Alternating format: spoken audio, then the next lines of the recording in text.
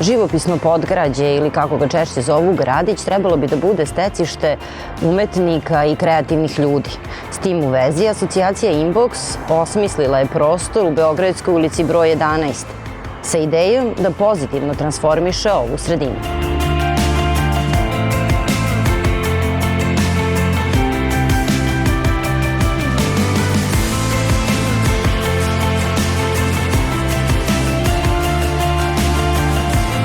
Umetnička asocijacija Inbox koja vodi ovaj prostor zapravo organizuje festival uličnih svirača i to je bio naš neki prvi ulazak u Gradić sa samim festivalom, tako što smo festival koristili kao alatku za revitalizaciju i promociju ovog lokaliteta. Nakon toga smo shvatili da ipak nije dovoljno da budemo tu samo 3 dana godišnje.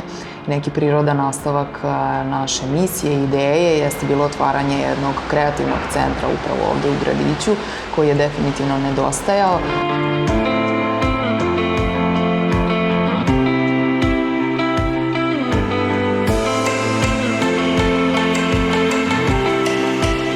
Šira ideja jeste zapravo vraćanje ljudi u ovaj deo grada različitim kulturnim ili nekim drugim sadržajem, raznim radionicama, filmskim projekcijama, nekim IT okupljanjima i sl. Ovo je ne tako velik prostor i onda nekako mislim da publika ima malo direktni kontakt sa autorima, tako da su mogli najopuštenije da pitaju sve što ih zanima. Osim toga imali smo i razne razgovore u prostoru i gostovanja koje se tiču predavanja. Ne znam, bio nam je Krešimir Mišak iz Hrvatske, autor emisije Na rubu znanosti. Posle toga smo imali Božidara Mandića kao jednu vrlo specifičnu osobu, čovjek koji živi u komuni poslednjih 40 godina i kojeg isto ljudi ne mogu tek tako da uhvate ili čuju njegovo predavanje kao što je i sa Mišakom reč.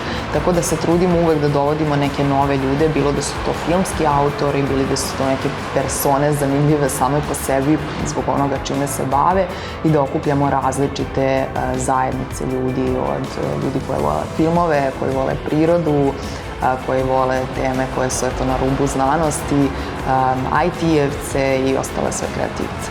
Mislim da s jedne strane i pružamo sadržaj koji nema na drugim mestima, a s druge strane Gradić jeste privlačno mesto u smislu da ljudi kad ne dolaze na neka događaja ovog tipa, a uglavnom ovde prođu da bi došli do Tvrđavu, a ovo im je nekako jedinstvena prilika se zapravo zadrže ovde i malo pogledaju šta to sve ima. Koronavirus i ovoj grupi mladih entuzijasta i umetnika poremetila je planove. Snalazili su se, kao i većina, online predavanjima i radionicama. U prvu ruku to su bile online dešavanja, kao i svi. Pokušali smo nekako baš te filmove, recimo, da prikazujemo kroz neke Facebook premijere ili putem Vimea, drugih platformi koje nude to. Različite radionice su se dešavale preko Zoom platforme. Onog momenta kada je bilo moguće okupljanje i u najmanjem broju, naravno uz poštovanje svih epidemioloških mera kao što je nošenje maske, dezinfekcija ruku i tako dalje, to smo radili. Opet nije bilo puno ljudi, ali smo videli da je zapravo važno opet negde da se svi nađemo na istom mestu i da koliko toliko pokušamo da nastavimo da živimo normalno pod okolnostima, naravno, koliko je dozvoljeno da se ponašamo i živimo normalno.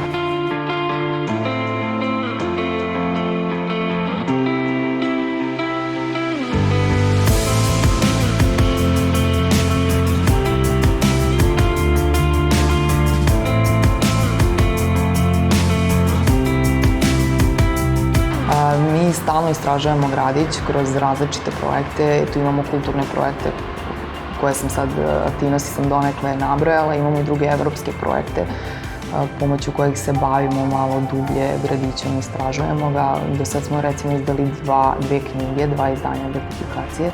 Jedna je Priče iz Gradića koja je onako priče koje se baziraju na nekim mitovima i usmenim predanjima koje stanovnici Gradića pričaju između sebe, neka usmeno nasleđe ili ti nematerijalna baština. Druga knjiga koju smo skoro izdali jeste knjiga o Petrovaradinu koja daje malo širi istorijski kontekst događaja, ličnosti i pojava koje su se ovde nastanile, desile, pojavile. Planiramo uskoro da apliciramo i sa novim projektom koji će se isto na neki način baviti Novim Sadom i Petrovaradinom.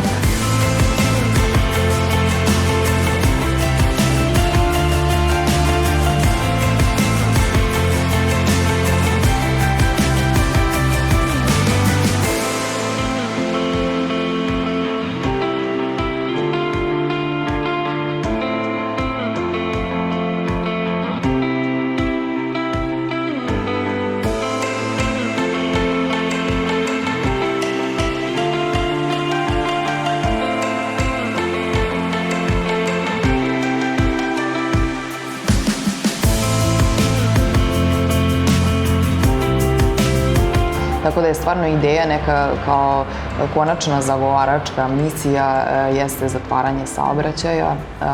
Da bi se to desilo, neophodno je da se još neki drugi preduslovi dese, kao što je povećanje kulturne ponude, pametno osmišljavanje i korišćenje ovog prostora, nekako da se ovo ne pretvori u neki komercijalni predeo grada, već stvarno da očuvamo i baštinu koja se ovde nalazi i da pružimo mogućnost umetnicima da možda, ne znam, transformišu te prizemne spratove, odnosno prizemne lokale, da oni budu stvarno za nešto što je umetnost, zanat i slično i da se to onda kasnije stvarno pretvori u taj neki umetnički kvart kako ga mi zamišljamo i kako mi zapravo trodnevnim festivalom uvek pokušavamo da pokažemo pun potencijal koji može ima gradić kada je u pitanju sadržaj koji se ovde dešava.